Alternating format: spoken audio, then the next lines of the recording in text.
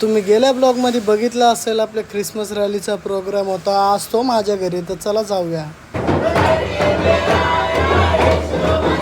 माझ्या घरी आता प्रोग्राम संपला आहे. आणखीन 2-3 जणांच्या घरी आहेत, तिकडे जाऊया. तर मी माझा रिक्षा घेऊन निघालो. त्या लोकेशनवर रस्त्यामध्ये बघतो मी ओलो कार, जी की माझी ड्रीम कार आहे, आणि आपण आपल्या लोकेशनवर पोहोचतो.